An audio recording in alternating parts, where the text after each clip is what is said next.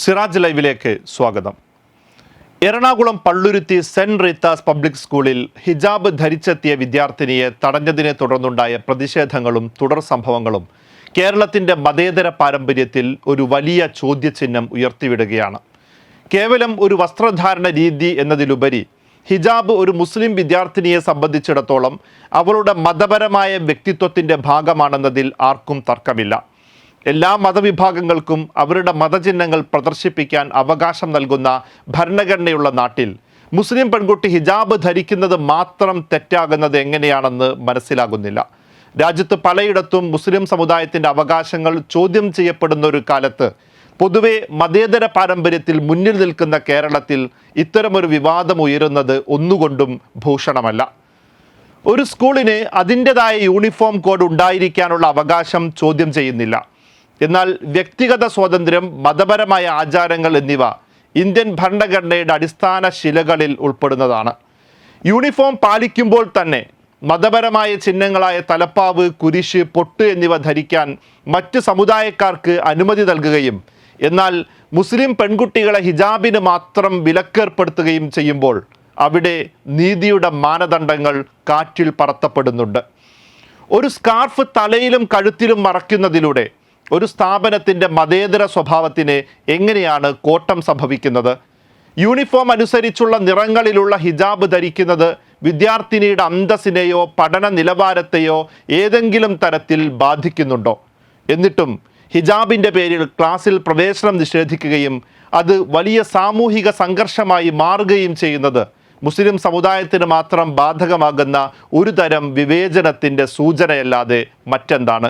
Palluruthy saint Rita's public സ്കൂളിലെ ഹിജാബ് വിഷയത്തിൽ school അധികൃതർക്ക് ഗുരുതരമായ വീഴ്ച സംഭവിച്ചുവെന്നാണ് എറണാകുളം വിദ്യാഭ്യാസ ഉപഡയറക്ടർ നടത്തിയ അന്വേഷണത്തിൽ കണ്ടെത്തിയത്.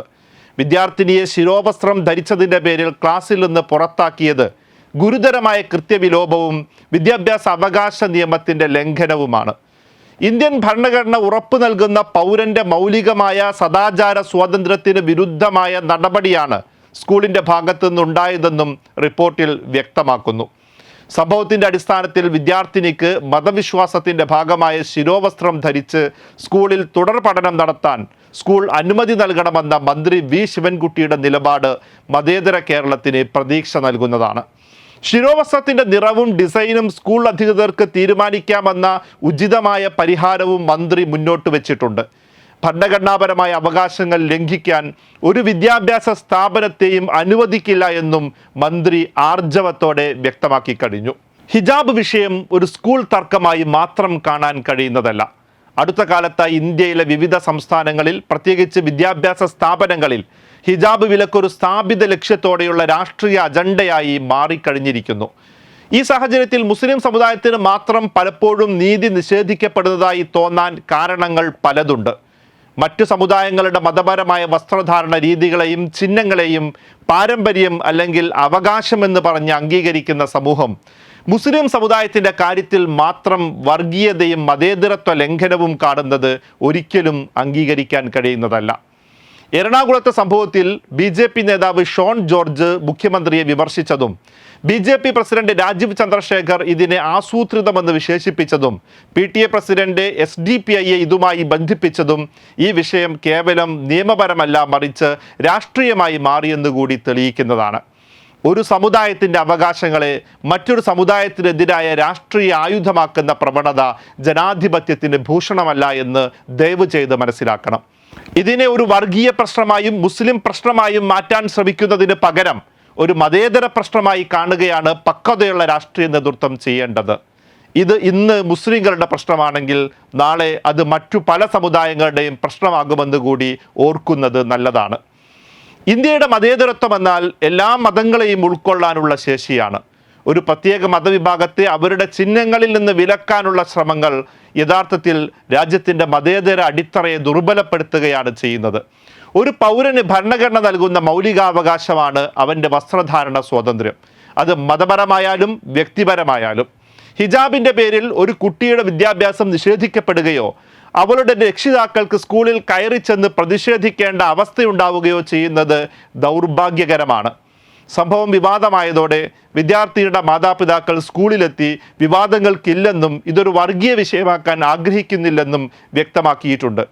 ഒരു പ്രശ്നം ഒഴിവാക്കാൻ ആ പിതാവ് കണ്ടെത്തിയ ഒരു സമവായമായി മാത്രമേ ഇതിനെ കാണാനാകൂ. കാരണം ഇത് ഒരു വിദ്യാർത്ഥിനിയുടെ മാത്രം പ്രശ്നമല്ല, ഒരു മതസമുദായത്തെ ഒന്നാകെ അവഹേളിക്കുന്ന വിഷയമാണ്. അതുകൊണ്ട് തന്നെ ഇത്തരം വിവാദങ്ങളെ മുളയിലേ നുള്ളിയില്ലെങ്കിൽ കേരളം ഇതുവരെ കാണിച്ച മതേതര ജാഗ്രത അവതാളത്തിലാകും. വിവാദത്തെ തുടർന്ന് അടച്ച സ്കൂൾ നാളെ തുറക്കുമ്പോൾ ഹിജാബ് ധരിച്ചു വരണോ വേണ്ടയോ എന്നത് ആ വിദ്യാർത്ഥിനിയുടെയും രക്ഷിതാക്കളുടെയും തിരഞ്ഞെടുപ്പാണ്. അതിൽ സമ്മർദ്ദം ചെലുത്താനും ഇടപെടാനും ആർക്കും അവകാശമില്ല. പക്ഷേ നാളെ മറ്റൊരു കുട്ടിക്ക് ഹിജാബ് ധരിച്ച് സ്കൂളിൽ വരണമെങ്കിൽ അതിനുള്ള അവകാശം അനുവദിക്കപ്പെട്ടേ മതിയാകൂ. അതിന് നിയമ സംവിധാനങ്ങൾ ഉണർന്ന് പ്രവർത്തിക്കുക തന്നെ വേണം. അടിയന്തര നിയമനിർമ്മാണമോ സുപ്രീം കോടതിയുടെ കൃത്യമായ മാർഗനിർദ്ദേശമോ ആണ് ഇത്തരം വിഷയങ്ങൾ പരിഹരിക്കാൻ അടിയന്തരമായി ചെയ്യേണ്ടത്. വിദ്യാർത്ഥിയുടെ വസ്ത്രധാരണ രീതി യൂണിഫോമിന് അനുസൃതമായി വരുത്താൻ ശ്രമിക്കുമ്പോൾ തന്നെ മതപരമായ അവകാശങ്ങൾ ലംഘിക്കപ്പെടുന്നില്ലെന്ന് സ്ഥാപനങ്ങൾ ഉറപ്പാക്കണം.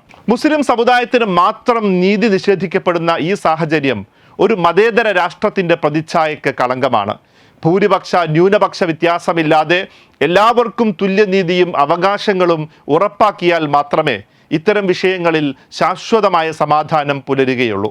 മതപരമായ വസ്ത്രധാരണം ഒരു പ്രശ്നമല്ലാത്തിടത്ത് അതിനെ ഒരു പ്രശ്നമാക്കി മാറ്റുന്നത് ആരാണെന്നും എന്തിനാണെന്നും സമൂഹം തിരിച്ചറിയേണ്ടതുണ്ട്.